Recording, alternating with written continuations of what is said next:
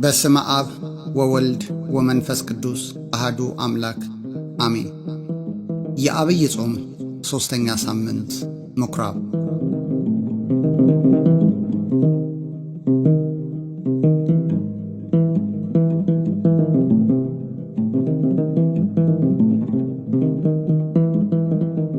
በዚህ በሦስተኛው የዐቢይ ጾም ሳምንት አምላካችን ጌታችንና መድኃኒታችን ኢየሱስ ክርስቶስ በምኵራብ እየገባ የወንጌልን ትምህርት እንዳስተማረ፣ ብዙ ድውያንን እንደፈወሰ፣ የሰንበት ጌታ እንደሆነ፣ የአባቴ ቤት የጸሎት ቤት እንጂ የንግድ ቦታ አይደለም በማለት በቤተ መቅደስ አካባቢ የሚነግዱ ነጋዴዎችን ስለ መገሰጹ ትምህርት ይሰጥበታል። በተለይም በነቢዩ በኢሳይያስ እንደተጻፈ ጌታ በአይሁድ ምኵራብ ገብቶ መጽሐፍ እንዲሰጡት ጠይቆ የሚሰሙት ቃል ዛሬ በጆሮአቸው እንደተፈጸመ እንዲህ ሲል እንደነገራቸው ይዘከርበታል። ኢየሱስም በመንፈስ ኃይል ወደ ገሊላ ተመለሰ። ስለ እርሱም በዙሪያው ባለችውም ሀገር ሁሉ ዝናው ወጣ። እርሱም በምኵራባቸው ያስተምር፣ ሁሉም ያመሰግኑት ነበር። ወዳደገበትም ወደ ናዝሬት መጣ። እንደ ልማዱም በሰንበት ቀን ወደ ምኵራብ ገባ። ሊያነብም ተነሣ። የነቢዩንም የኢሳይያስን መጽሐፍ ሰጡት። መጽሐፉንም በተረተረ ጊዜ የጌታ መንፈስ በእኔ ላይ ነው፣ ለድሆች ወንጌልን እሰብክ ዘንድ ቀብቶኛልና፣ ለታሰሩትም መፈታትን፣ ለዕውሮችም ማየትን እሰብክ ዘንድ፣ የተጠቁትንም ነፃ አወጣ ዘንድ፣ የተወደደችውንም የጌታንም ዓመት እሰብክ ዘንድ ልኮኛል ተብሎ የተጻፈበትን ስፍራ አገኘ። መጽሐፉንም ጠቅልሎ ለአገልጋዩ ሰጠውና ተቀመጠ። በምኵራብም የነበሩት ሁሉ ትኩር ብለው ይመለከቱት ነበር። እርሱም ዛሬ ይህ መጽሐፍ በጆሮአችሁ ተፈጸመ ይላቸው ጀመር። ሁሉም ይመሰክሩለት ነበር። ከአፉም ከሚወጣው ከጸጋው ቃል የተነሣ እየተደነቁ ይህ የዮሴፍ ልጅ አይደለምን ይሉ ነበር። እርሱም ያለ ጥርጥር ይህን ምሳሌ ባለመድኃኒት ሆይ ራስህን ፈውስ፣ በቅፍርናሆም እንዳደረግከው የሰማኸውን ሁሉ በዚህ በገዛ ሀገርህ ደግሞ አድርግ ትሉኛላችሁ አላቸው። ሉቃስ ምዕራፍ 4 ቁጥር 14። ጌታችን በምድር ሲመላለስ ከዚህ ቀደም በምኵራቦቻቸው ተሰምቶ የማይታወቅ የወንጌል ትምህርት እንዳስተማራቸውና ዕውራን እንዲያዩ፣ ደንቆሮችም እንዲሰሙ፣ ዲዳዎችም እንዲናገሩ በማድረግ እንዲሁም ደግሞ ሙታንን በማስነሳት የተለያዩ ድንቅ ተአምራቶችን በማድረግ የወንጌል ኃይል ስለማሳየቱ ይተረክለታል። የቤትህ ቅናት በላኝ ተብሎ እንደተጻፈ ሕገ እግዚአብሔር እንዲፈጸም፣ ሕገ ቤተ ክርስቲያን እንዳይፈርስ፣ ሥርዓተ ቤተ ክርስቲያን እንዳይበላሽ በአይሁድ ምኵራብ በመግባት እንዳስተማረ ሁሉ ዛሬም እያንዳንዳችን የቤተ ክርስቲያን ነገር ለቤተ ክርስቲያን በማድረግ በቤተ ክርስቲያን መንፈሳዊ ነገርን ብቻ በመስራት ሰውን ሳይሆን እግዚአብሔርን በመከተል ቤተ ክርስቲያንን መጠበቅ እንደሚገባን ሰፊ ትምህርት ይሰጥበታል። ቤተ ክርስቲያን የጌታ ሥጋና ደም የሚፈተትባት፣ ሰዎች ዘላለማዊ ሕይወትን የሚያገኙባት መሆኗም ይነገርባታል። ጌታችን በቅፍርናሆም ምኵራብ የሕይወት እንጀራ እርሱ እንደሆነ ያስተማረበት ዐቢይ ክፍል በዚህ በሦስተኛው ሳምንት የዐቢይ ጾም በሰፊው ይነገራል። አይሁድ የእውነት ቃልን ሰምተው አንገታቸውን እንዳደነደኑ ሥጋዬን የበላ ደሜንም የጠጣ የዘላለም ሕይወት አለው በሚለው የጌታ ትምህርት እንዴት ሊሆን ይችላል በማለት ማጉረምረማቸው በዚሁ ክፍል አብሮ ተጠቃሽ ነው። ጌታም እስራኤል በምድረ በዳ በልተው የነበሩት መናና እውነተኛው የሕይወት እንጀራ ያላቸውን ልዩነት በማነጻጸር እንዲህ ሲል አስተምሯቸዋል። አብን ያየ ማንም የለም፣ ከእግዚአብሔር ከሆነ በቀር እርሱ አብን አይቷል። እውነት እውነት እላችኋለሁ በእኔ የሚያምን የዘላለም ሕይወት አለው። የሕይወት እንጀራ እኔ ነኝ። አባቶቻችሁ በምድረ በዳ መና በሉ ሞቱም። ሰው ከእርሱ በልቶ እንዳይሞት ከሰማይ አሁን የወረደው እንጀራ ይህ ነው። ከሰማይ የወረደ ሕያው እንጀራ እኔ ነኝ። ሰው ከዚህ እንጀራ ቢበላ ለዘላለም ይኖራል። እኔም ስለ ዓለም ሕይወት የምሰጠው እንጀራ ሥጋዬ ነው። እንግዲህ አይሁድ ይህ ሰው ሥጋውን ልንበላ ይሰጠን ዘንድ እንዴት ይችላል ብለው እርስ በርሳቸው ተከራከሩ። ስለዚህ ኢየሱስ እንዲህ አላቸው፣ እውነት እውነት እላችኋለሁ የሰውን ልጅ ሥጋ ካልበላችሁ ደሙንም ካልጠጣችሁ በራሳችሁ ሕይወት የላችሁም። ሥጋዬን የሚበላ ደሜንም የሚጠጣ የዘላለም ሕይወት አለው፣ እኔም በመጨረሻው ቀን አስነሣዋለሁ።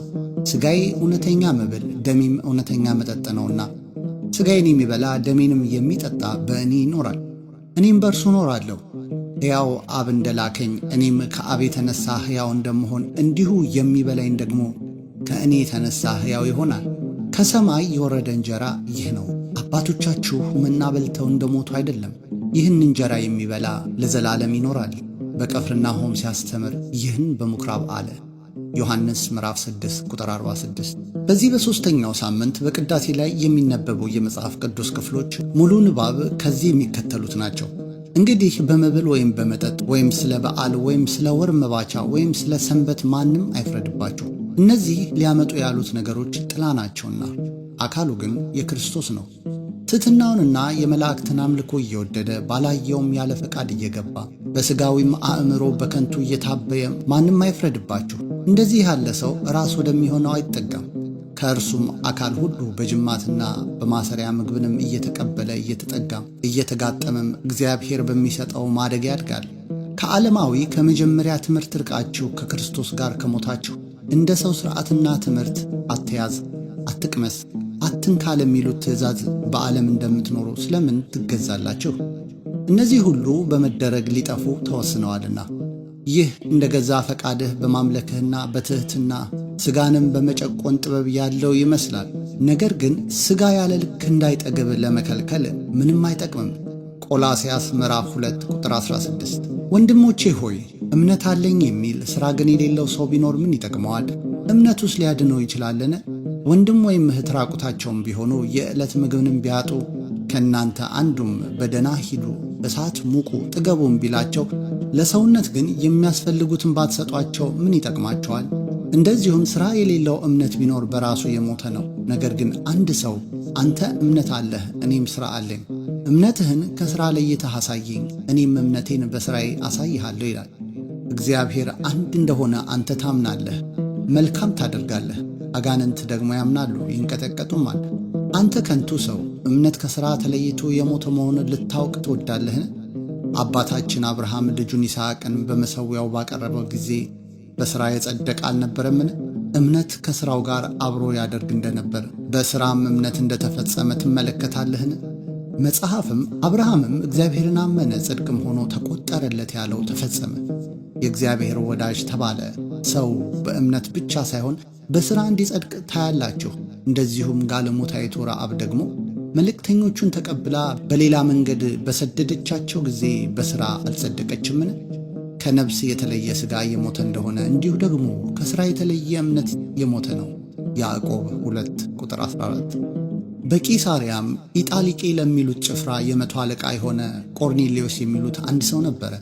እርሱም ከቤተሰቦቹ ሁሉ ጋር እግዚአብሔርን የሚያመልክና የሚፈራ ለሕዝብም ደግሞ ምጽዋትን የሚያደርግ ወደ እግዚአብሔርም ሁልጊዜ የሚጸልይ ነበር። ከቀኑም 9 ሰዓት ያህል ቆርኔሌዎስ ሆይ የሚል የእግዚአብሔር መልአክ ወደ እርሱ ሲገባ በራእይ በግልጽ አየው። እርሱም ትኩር ብሎ ሲመለከተው ደንግጦ ጌታ ሆይ ምንድን ነው አለ። መልአኩም አለው ጸሎትህና ምጽዋትህ በእግዚአብሔር ፊት ለመታሰቢያ እንዲሆን አድረገ። አሁንም ወደ ኢዮጴ ሰዎችን ልከህ ጴጥሮስ የሚባለውን ስምዖንን አስመጣ። እርሱ ቤቱ በባሕር አጠገብ ባለው በቁርበት ፋቂው በስምዖን ዘንድ እንግድነት ተቀምጧል። ልታደርገው የሚገባህን እርሱ ይነግረሃል። የተናገረውን መልአክ በሄደ ጊዜ ከሎሌዎቹ 2ቱን ከማይለዩትም ጭፍሮች እግዚአብሔርን የሚያመልክ አንዱን ወታደር ጠርቶ ነገሩን ሁሉ ተረከላቸው፣ ወደ ኢዮጴም ላካቸው። እርሱም በነገው ሲሄዱ ወደ ከተማም ሲቀርቡ ጴጥሮስ በ6 ሰዓት ያህል ይጸልይ ዘንድ ወደ ተራራ ወጣ። ሐዋርያት ምዕራፍ 10 ቁጥር 1። በዚህ በሦስተኛው ሳምንት ከመዝሙረ ዳዊት ላይ የሚሰበከው ምስባክ ደግሞ በግዕዝ እስመ ቅንዓተ ቤተ በልዓኒ ትዕይርቶሙ ለእለ ይትኤየሩከ ወድቀ ላዕሌየ ወቀጻእክዋ በጾም ለነፍስየ። ትርጉሙ የቤትህ ቅናት በልታኛለችና የሚሰድቡህም ስድብ በላይ ወድቋልና ነፍሴን በጾም አስመረርኳት ለስድብም ሆነብኝ። መዝሙር 88 ቁጥር 9። በዚህ በሦስተኛው ሳምንት የሚነበበው የወንጌል ክፍል ደግሞ ከዚህም በኋላ ከእናቱና ከወንድሞቹ ከደቀ መዛሙርቱም ጋር ወደ ቅፍርናሆም ወረደ። በዚያ ጥቂት ቀን ኖሩ። የአይሁድ ፋሲካም ቀርቦ ነበር። ኢየሱስም ወደ ኢየሩሳሌም ወጣ። በመቅደስም በሬዎችንና በጎችን ርግቦችንም የሚሸጡትን ገንዘብም ለዋጮችን ተቀምጠው አገኘ። የገመድም ጅራፍ አበጅቶ ሁሉን በጎችንም በሬዎቹንም ከመቅደስ አወጣቸው። የለዋጮችንም ገንዘብ አፈሰሰ፣ ገበታዎቻቸውንም ገለበጠ። ይህን ከዚህ ውሰዱ፣ የአባቴን ቤት የንግድ ቤት አታድርጉት አላቸው። ደቀ መዛሙርቱም የቤትህ ቅናት ይበላኛል ተብሎ እንደተጻፈ አሰቡ። ስለዚህ አይሁድ መልሰው ይህን ስለምታደርግ ምን ምልክት ታሳየናለህ አሉት። ኢየሱስም መልሶ ይህን ቤተ መቅደስ አፍርሱት፣ በ3 ቀንም አነሳዋለሁ አላቸው። ስለዚህ አይሁድ ይህ ቤተ መቅደስ ከ46 ዓመት ጀምሮ ይሠራ ነበረ፣ አንተስ በ3 ቀን ታስነሣዋለህን አሉት። እርሱ ግን ስለ ሰውነቱ ቤተ መቅደስ ይል ነበር። ስለዚህ ከሙታን ከተነሣ በኋላ ደቀ መዛሙርቱ ይህን እንደተናገረ አሰቡና መጽሐፍንና ኢየሱስ የተናገረውን ቃል አመኑ። በፋሲካም በዓል በኢየሩሳሌም ሳለ ያደረገውን ምልክት ባዩ ጊዜ ብዙ ሰዎች በስሙ አመኑ። ነገር ግን ኢየሱስ ሰዎችን ሁሉ ያውቅ ነበር፣ ስለ ሰውም ማንም ሊመሰክርለት አያስፈልገውም ነበርና አይተማመናቸውም ነበር፣ ራሱ በሰው ያለውን ያውቅ ነበርና።